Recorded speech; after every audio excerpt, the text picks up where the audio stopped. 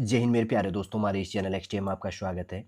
देखिए, यहाँ पर स्टाफ सिलेक्शन कमीशन के द्वारा नोटिफिकेशन अपडेट किया है। जूनियर सेक्रेटरीट असिस्टेंट ऑब्लिक है lower division clerk grade limited department competitive examination 2025 का। सबसे पहले एक चीज़ ध्यान से देखना, स्टाफ सिलेक्शन कमीशन के द्वारा एग्जाम करवाया जा रहा है। ssc.gov.in इसका ऑफिशियल वेबसाइट है। और उसके बाद में government of India, ministry of personnel public grievances and pensions, department of personnel and training, staff selection commission, block number 12, CGO complex, Lodhi road, New Delhi 110003 इसका यहाँ पर क्या है ऑफिशियल पिन कोड है। वैकेंसी नोटिफिकेशन अपडेट है। Junior secretariat assistant lower division clerk और grade limited department competitive examination 2025 का। सबसे पहले इनके द्वारा यहाँ पर कहा गया है date for submission of online application 5 June 2026 से लेकर 26 जून 2026 तक आप यहाँ पर अप्लाई कर सकते हैं। 5 जून से लेकर 26 जून 2026 तक। Last date and time for receipt of online application तो 26 जून 2026 से। Schedule of computer based examination आपका जुलाई अगस्त में आपका इसका एग्जाम हो जाएगा। यहाँ पर जैसे कि वैकेंसी दी गई है, लेकिन 12 डिपार्टमेंटों के अंदर वैकेंसी है। ये वाला मैं यहाँ पर क्लियर आपके लिए प्रोवाइड कर देता हूँ, एक एक करके देख लेना, नहीं तो वीडियो लेंदी हो जाएगा। यही यहाँ पर प्रोवाइड किया गया है, ठीक है। जैसे कि सबसे पहले इनके द्वारा क्या किया, एक बार मैं प्रोवाइड कर ही देता हूँ। सेंट्रल पासपोर्ट ऑर्गेनाइजेशन से मिनिस्ट्री ऑफ एक्सटर्नल अफेयर्स के अंदर। सेकेंड है आर्म्ड फोर्स हेडक्वार्टर्स क्लरिकल जो सर्विस है। और थर्ड नंबर है मिनिस्ट्री ऑफ एक्सटर्नल अफेयर्स के अंतर्गत पे कार्डर सेल जो है। फोर्थ नंबर है रेलवे बोर्ड सेक्रेटरीट जो यहाँ पर है क्लरिकल से जो सर्विस है मिनिस्ट्री ऑफ रेलवे के अंदर। और 5 नंबर है यहाँ पर सेंट्रल एडमिनिस्ट्रेटिव ट्रिब्यूनल्स। और 6 नंबर है ओब्लिगो और रजिस्ट्रार जनरल ऑफ इंडिया। और उसके बाद में 7 नंबर है नेशनल टेक्निकल रिसर्च ऑर्गेनाइजेशन। फिर उसके बाद में यहाँ पर 9 नंबर है department of agriculture and farmers welfare, ministry of agriculture and farmers welfare के अंदर। और 9 नंबर है ऑफिस ऑफ द डेवलपमेंट जो कमिश्नर है, इसके अंतर्गत एमएसएमई जिसको कहा जाता है। और उसके बाद में 10 नंबर है सेंट्रल जो ट्रांसलेशन ब्यूरो है इसके अंदर। और 11 नंबर है ऑफिशियल्स लैंग्वेज विंग, जिसके अंतर्गत पाया जाएगा legislative department, ministry of law and justice. और उसके बाद में 12 नंबर है bureaus of police research and development, ministry of home affairs के अंतर्गत यहाँ पर वैकेंसी अपडेट है। 12 डिपार्टमेंटों के अंतर्गत तो हमने डिपार्टमेंट तो देख लिया। और उसके बाद में यहाँ पर वैकेंसी भी देख लेते हैं। सबसे पहले है सेंट्रल पासपोर्ट ऑर्गेनाइजेशन से मिनिस्ट्री ऑफ एक्सटर्नल अफेयर्स के अंतर अनरिजर्व के अंतर्गत पर टोटल 50 पोस्ट है। टोटल यहाँ पर 50 पोस्ट है। सेकेंड है आर्मड फोर्स हेडक्वार्टर्स क्लरिकल से सर्विस के अंदर अनरिजर्व में 31, टोटल 31 पोस्ट है। थर्ड नंबर है मिनिस्ट्री ऑफ एक्सटर्नल अफेयर के अंतर्गत पे कार्डर सेल के अंदर टोटल 7 पोस्ट है। 6 पोस्ट अनरिजर्व, एक सीट यहाँ पर एससी के लिए। फोर्थ नंबर है रेलवे बोर्ड सेक्रेटरीट जो यहाँ पर क्लरिकल से सर्विस है, टोटल 12 पोस्ट है। और ऊपर देखो एक मिनिस्ट्री ऑफ एक्सटर्नल अफेयर्स के अंतर्गत पे एक पोस्ट यहाँ पर पर्सन्स विद बेंचमार्क डिसेबिलिटी के लिए ओएच कैटेगरी के अंदर।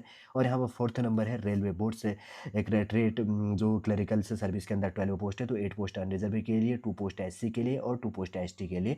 और यहाँ पर पीडब्ल्यूबीडी के अंदर में 2 पोस्ट इसके अंतर्गत पे दी गई है, थोड़ा सा आप इसको ध्यान में रख लेना अपना।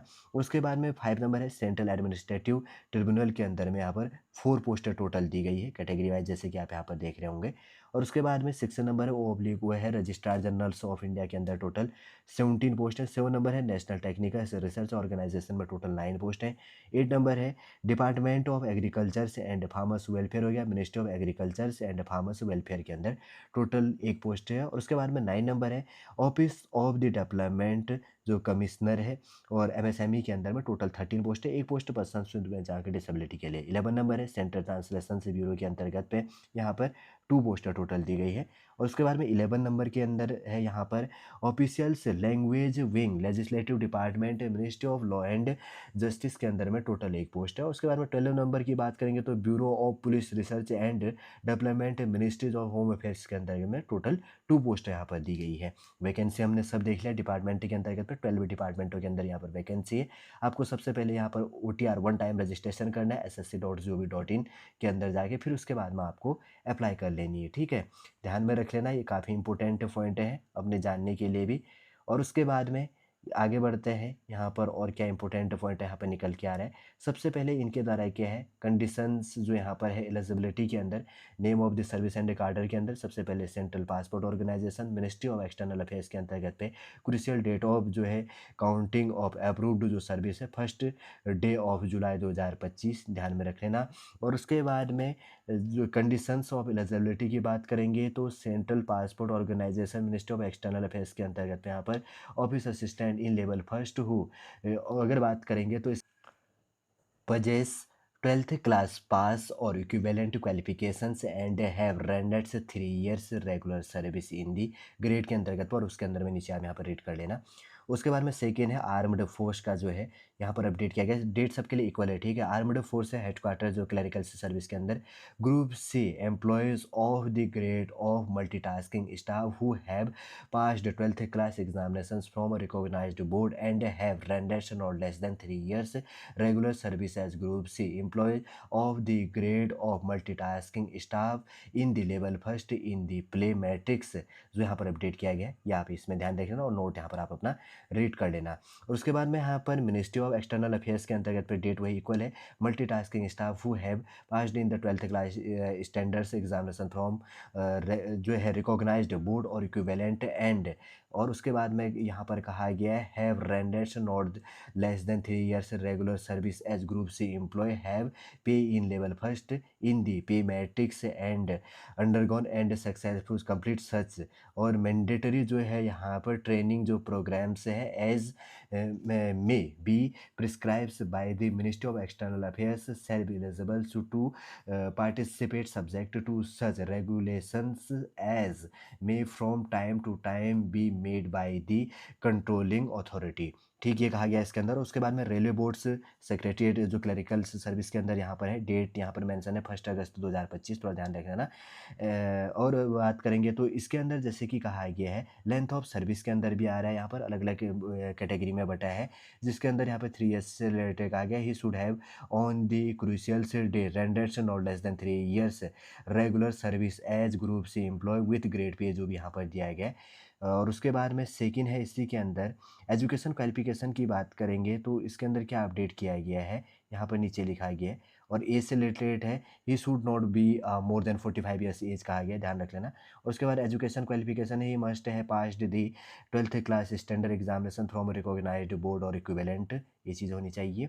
फिर उसके बाद में सेंट्रल एडमिनिस्ट्रेटिव ट्रिब्यूनल के अंदर यहाँ पर 1 जनवरी 2025 मेंशन है डेट, और उसके बाद में यहाँ पर कहा गया है कि group C staff in the grade pay जो यहाँ पर होगा ORS यहाँ पर 1800 रुपये है, एंड हु इसके अंदर है जैसे कि इनके द्वारा कहा गया है possess 12th class pass or equivalent qualifications and have rendered 3 years regular service in grade के अंदर आएगा। और जैसे कि कहा गया है कि दी मैक्सिमम से limit for eligibility for examinations is 45 years होना चाहिए, ध्यान रख लेना। शेड्यूल कास्ट के लिए और शेड्यूल टाइप के लिए 50 years है, वैसे ऊपर भी मेंशन किया गया है।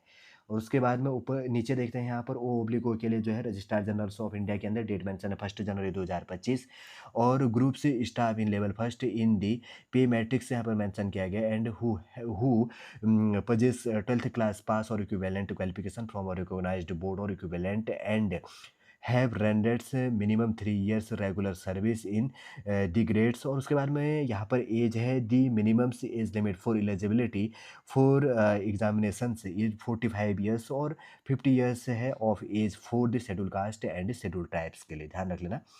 और उसके बाद में यहाँ पर है नेशनल जो है टेक्निकल रिसर्च ऑर्गेनाइजेशन NTOR के अंदर डेट मेंशन है 1 जनवरी 2025, और एजुकेशन से रिलेटेड है रेगुलर जो एम्प्लॉयज़ है ऑफ NTRO के अंदर में who have rendered 3 years of regular service in level first of the pay matrix and who possess जो इसके अंदर होगा 12th स्टैंडर्ड्स और equivalent qualifications from recognised board और इक्विवेलेंट के अंदर। फिर उसके बाद में यहाँ पर है department of agricultures and farmers welfare, ministry of agricultures and farmer welfare के अंदर डेट मेंशन है 1 जनवरी 2025।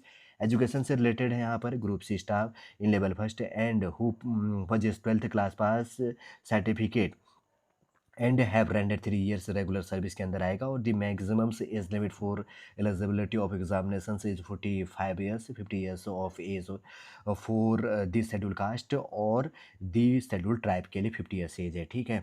और उसके बाद में यहाँ पर है office of the development commissioner के अंदर MSME के अंदर में जो है। और उसके बाद की बात करेंगे तो यहाँ पर डेट मेंशन है 1 जनवरी 2025, जिसमें कहा गया है, इसमें यहाँ पर लिखा गया है, देखिए एक बार जैसे कि कहा गया है कि group C staff in the पे level first as per 7 CPC and who purchase 12th class pass और equivalent qualifications and have rendered 3 years regular service in the grade the maximum age limit for eligibility for examinations is 45 years 50 years of age for the candidates belonging to schedule caste and schedule tribes के अंदर। फिर उसके बाद में यहाँ पर है central translation bureaus के अंदर में 1 जनवरी 2025 के अंदर group C staff in the grade pay of जो भी दिया गया है यहाँ पर RS यहाँ पर 1800 है 1800 जैसे लिखा गया है and who purchase 12th class pass और equivalent qualification and have rendered 3 years regular service in the grade के अंदर और the maximum age limit for eligibility for examination is 45 years हो गया और 50 years of age for the schedule caste and schedule tribes के लिए।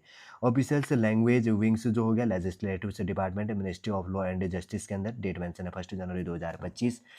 और यहाँ पर एजुकेशन के अंदर जो भी है group C staff in the grade pay of RS यहाँ पे दिया गया 1800 and who purchase 12th class pass qualifications and have rendered 3 years regular service in the grades के अंदर और the maximum age limit for eligibility is 45 years और 50 years of age for the schedule caste और the schedule type के लिए। फिर उसके बाद में है bureau of police research and development ministry of home affairs के अंतर्गत पर डेट मेंशन है यहाँ पर 1 जुलाई 2025 के अंदर एजुकेशन से रिलेटेड है group C staff in the level first of the pay matrix mention किया गया and who have purchase 12th class pass और equivalent qualifications and have rendered 3 year regular service in the level के अंदर। उसके बाद में यहाँ पर कहा गया है कि the maximum age limit for eligibility for examinations is 45 years और 50 years of age for the schedule caste and schedule types के अंदर आ जाएगा।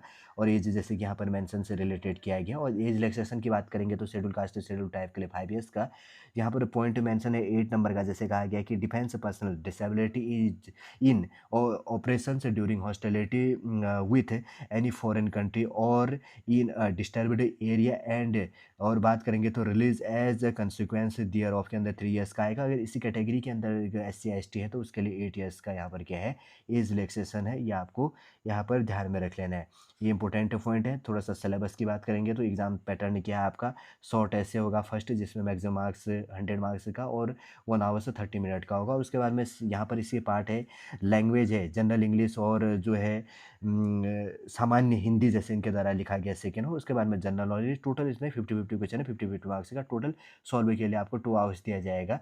और इसके बाद में जो इसके कैंडिडेट्स 40 मिनट एक्स्ट्रा जो उसके अंतर्गत कैंडिडेट होते हैं उनको एक्स्ट्रा दिया जाता है समय, आप जैसे कि आप जानते होंगे। देखिए ये इंपॉर्टेंट पॉइंट है इसके अंदर में आ रहा है। फिर उसके बाद में सिलेबस जैसे इनके पेपर फर्स्ट की बात करेंगे तो शॉर्ट ऐसे, फिर लैंग्वेज है जनरल इंग्लिश और सामान्य हिंदी और जनरल नॉलेज का यहाँ पर दिया गया। सिलेबस भी आप इसके अंदर देख सकते हैं, डाउनलोड कर लेना यहाँ से ऑफिशियल वेबसाइट के अंदर जाके, ठीक है। सॉल्ड रूप से जो इन्फॉर्मेशन है देखिए यहाँ पर जूनियर सेक्रेटरीट असिस्टेंट ऑब्लिक है लोअर डिवीजन क्लर्क और grade limited department competitive examination. देखिए स्टाफ सिलेक्शन कमीशन SSC के द्वारा 5 जून 2026 को जो इसके अंतर्गत पे इंपॉर्टेंट प्रेस नोट यहाँ पर प्रोवाइड किया गया था फॉर्म फिल से रिलेटेड अलग अलग डिपार्टमेंटों के अंदर लगभग यहाँ पर टोटल कितने 12 डिपार्टमेंट है जिसके अंतर्गत पे यहाँ पर वैकेंसी जो बटी हुई थी। सॉलिड रूप से पूरा इन्फॉर्मेशन हमने यहाँ पर अपडेट कर दिया आपके फॉर्म फिल से रिलेटेड। उम्मीद करूँगा दोस्तों जो यहाँ पर जूनियर सेक्रेटरीट असिस्टेंट और lower division clerk grade limited department competitive exam 2025 से रिलेटेड जो यहाँ पर सॉलिड रूप से नोटिफिकेशन अपडेट था सॉलिड रूप से हमारे द्वारा यहाँ पर आपके लिए प्रोवाइड करने की कोशिश की गई है। उम्मीद करूँगा आज का इन्फॉर्मेशन आपको अच्छा लगा होगा। यदि आज का इन्फॉर्मेशन आपको अच्छा लगे तो लाइक कीजिए, कमेंट कीजिए और हमारे इस चैनल नेक्स्ट TM को सब्सक्राइब कीजिए। वापस हम नेक्स्ट क्लास के अंतर्गत आपसे मिलेंगे। जय हिंद, जय भारत।